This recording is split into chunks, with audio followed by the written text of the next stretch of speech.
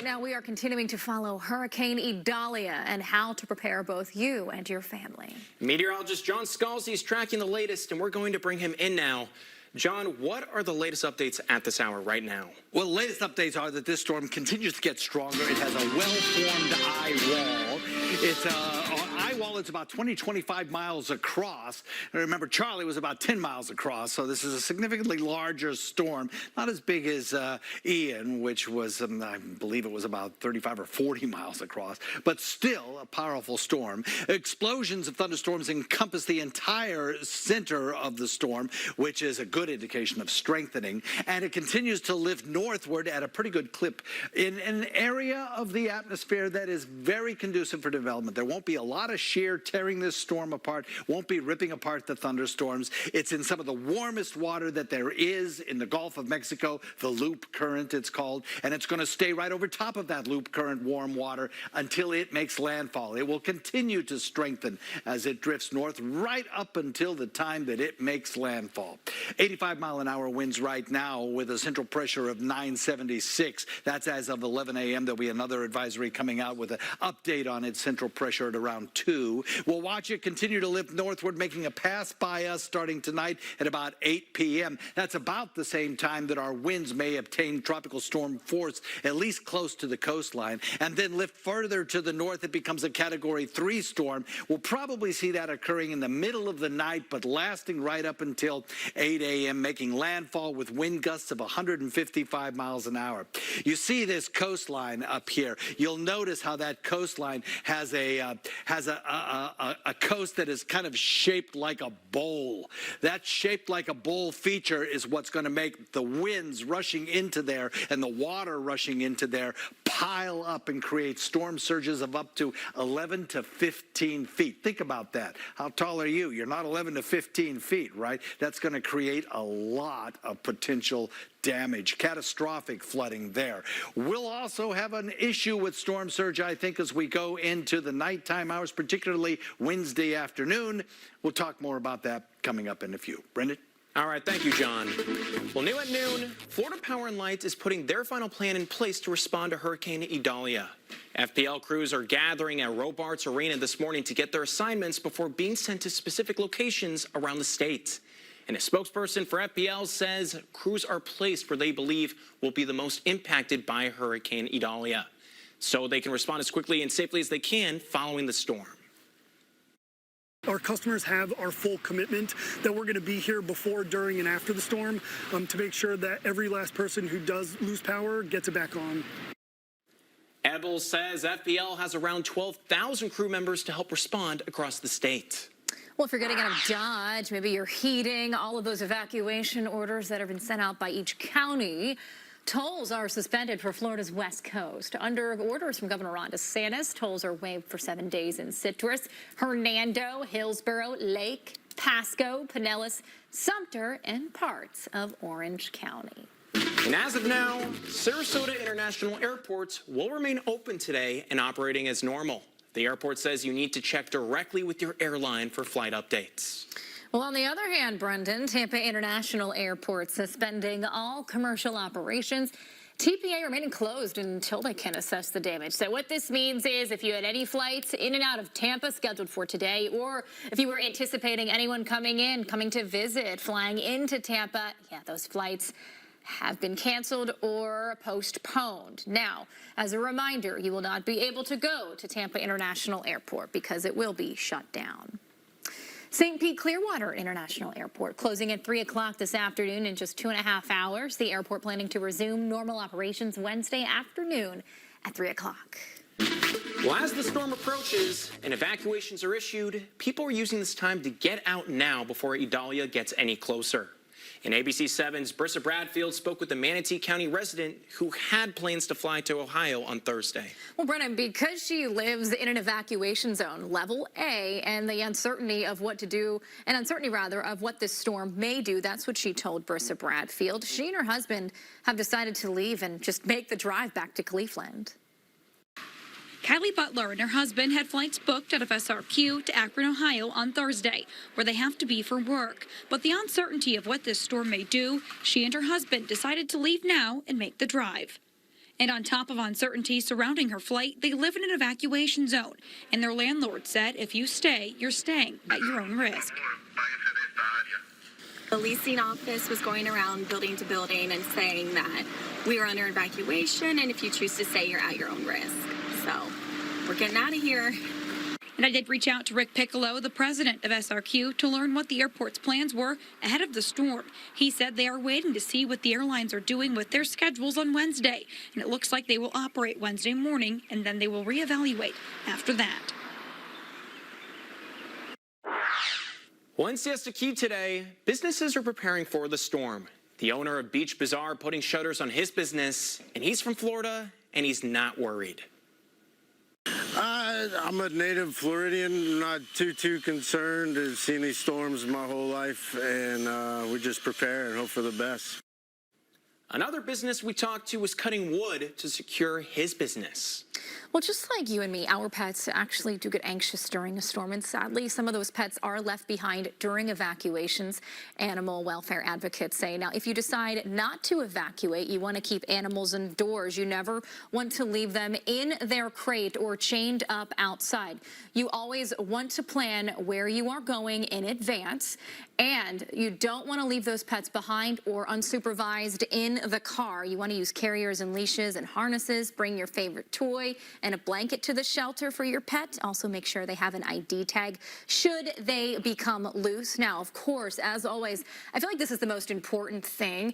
If you ever see an animal in distress or left outside during harsh conditions, call authorities. And speaking to those animals during a storm, I actually have an update here from the Humane Society of Sarasota, This just came into our newsroom email. It says right here, all of the animals are out of the shelter and have been placed in loving foster homes. This ahead of the storm, of course. This is always good news to report, especially as we get closer and closer to Hurricane E Dahlia here on the Sun Coast. That is great news, and we cannot stress enough, bring those pets in. Well, stay with us. We will be right back, tracking more on the hurricane. You're watching ABC 7.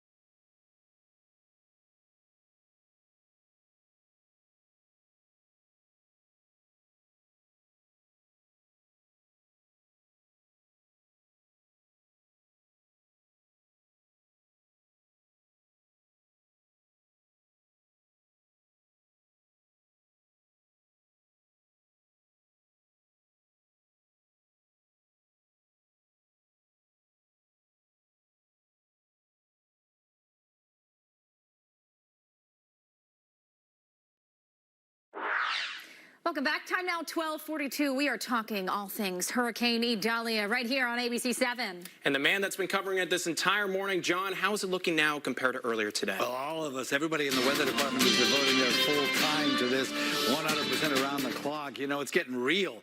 We're starting to see some showers and thunderstorms moving onshore that are definitely strong feeder band thunderstorms. And we do have a risk of severe weather today, although these particular cells that are moving through our area don't really see a severe weather threat. But boy, we've got some gusty winds associated with them, some 40-mile-an-hour gusts and such. The eye wall of the storm very visible as these storms sling back in our direction, producing lots of lightning strikes. We even have some of them that are producing the potential of some very heavy flooding rains across the region. You know, this one cell moving into area of Charlotte County right now is pretty intense, actually, with a flooding impact of 3.7. That definitely will lay down some heavy rainfall. That went away too quick. I wanted to show you something there. If you take a look at the information here, it's moving to the northwest at 50 miles an hour.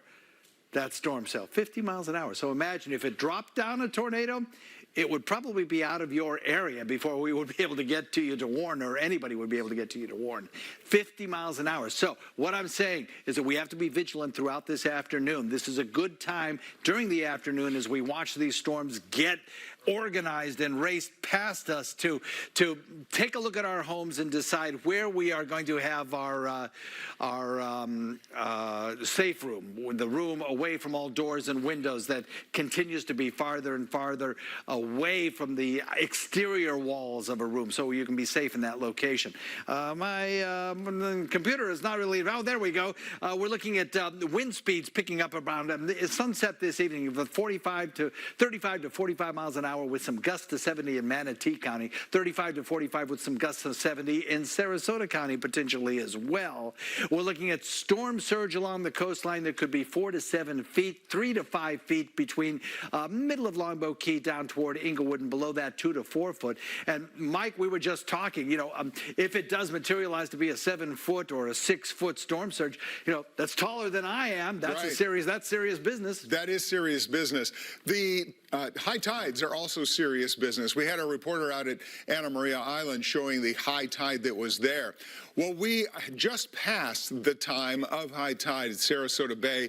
That time was 11:16 this morning, so hour ago or so, hour and a half. The tide's unusually high, too, 2.7 feet above average tide. Tomorrow, it is just about this time. Lunchtime is high tide in Sarasota Bay. So you're going to be experiencing that as well. In Cortez, it's a similar story where high tide is 2.9 feet above normal high tide, and the time of that is at 11:45. Well, now we talk about the storm surge. Now, what we are seeing is in a difference. This is Tampa Bay. Tampa Bay used to have a lot of these red shadings, which is over 9 foot. Well, we don't see that anymore, and our storm surge projections have changed a little bit here for the Suncoast proper, but still in a serious fashion. Anna Maria Island still in the yellows, which would be a 3 to 5 foot easily in terms of storm surge. We don't see quite as high numbers here for parts of Sarasota Bay, but that does not mean that you are safe entirely. If you've been advised to evacuate in your level here, you should still follow the evacuation orders that are being provided for your individual counties. Still here on Longboat Key, the northern half a little more serious than the southern half, but again, that does not mean that you should not evacuate. That means you still should follow the local evacuation orders. We get to around Siesta Key here, still some of the yellows, which is at 3 to 5 foot easily, but then you start getting farther to the south and it's not quite as high, and we get even farther to the south here down toward Nokomis, Venice, all the way to Englewood. There's not much of the storm surge showing up here. And here in Charlotte Harbor, these numbers are now mostly in the blue range, whereas they were more into the yellow range even early this morning. So it is still a very serious situation for us, still with storm surges, and follow the local evacuation orders definitely in this situation. But Brendan, we will continue to monitor this all very, very closely. All right, thank you, Mike. Well, the situation in the stores are getting hectic as Hurricane E Dahlia inches closer to the Suncoast. Shoppers running to supermarkets and home improvement stores, hoping that the items they need are still on the shelves. And ABC7 Sophia Vitello joins us live from a Walmart in Bradenton. Sophia, how's it looking out there right now? Hey guys, you know, we thought the situation was bad yesterday. It's a lot worse in the stores today. There's a couple things I want you to note. If you are trying to make a run to Walmart, they're working on a tentative schedule according to storm conditions. So they can really close at any time today, depending on what happens with the storm. Also, the stressor here at this Walmart in Bradenton specifically, water. There is no water in this Walmart at all, aside for some flavored bottles. So if you're looking for water, get ready to visit a lot of different locations. That's going to be your main problem. They're really low on water. Now, I saw some customers bring in empty water cartons and gallons, and there's a refill station here, but the guy I was with who was refilling his carton, I mean, the water was drip, drip, drip. So it's looking really bad. The water is going to be your problem. Non-perishable foods, it's good. You have a good situation if you are still looking for food. Employees were restocking breads and goods all morning. Also, one thing I want you to note, do not trust what you're reading online for the stock, what's in stock at the stores. I spoke to one employee asking about generators. He directed me to 2 aisles saying there was 6 because online it said there was 6. That is not true. I went over to the aisles and there's no generators at all. So again, if you're looking for something specific, get ready to visit a lot of locations. Again, we are running out of time here with this storm, so just get the supplies while you still can. In Bradenton, Sophia Vitello, ABC7, your local station. All right, great work by our Sophia Vitello there. Up next, we're going to get one final check of Hurricane E Dahlia before we wrap up this noon broadcast. Stay with us.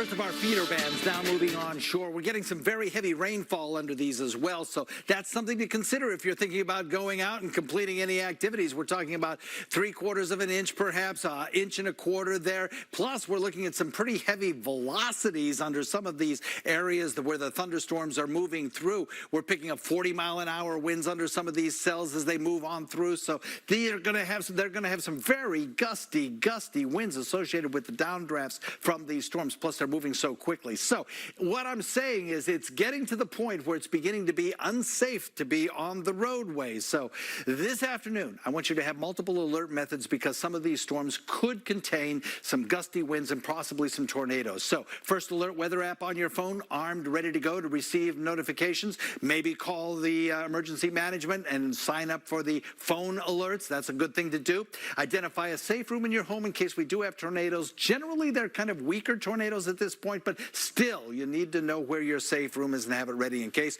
Charge your cell phones and your laptops. If we lose power, you'll be able to get your news information from ABC7 streaming on Facebook and online as well. And be off the roads as the winds pick up. Right now, we're getting the heavy rains, but it won't be too terribly long, a matter of hours, before those winds also start to pick up. You combine the blinding rainfall with some very strong winds, definitely not safe to be on the roads. Mike?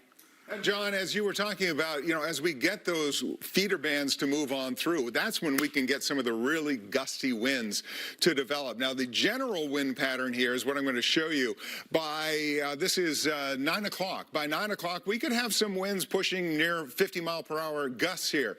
Anything over 40 is tropical storm force winds. So that's 9 a.m. We get in toward early in the morning, around 3 in the morning. The storm's about as close as it's going to get to us, and we could have the gusts that are in the 50-mile-per-hour range. But once this makes landfall near Cedar Key, this is not over and done with for us. This is 8 a.m. for us still, and we could have gusts in the 40-mile-per-hour range all through much of the day. So the winds change direction a little bit, becoming more out of the southwest here, but these winds could stay with us through much of the day in that 40, 45-mile-per-hour range until we get to very, very late in the day. So bear that in mind, that once the winds do pick up for us, they're going to stay with us through most of the day tomorrow. And, of course, it will be gustier through the heavy rain bands as well. That's when we'll get some of the biggest gusts for us out of this entire situation. So you should have your hurricane preparations in effect.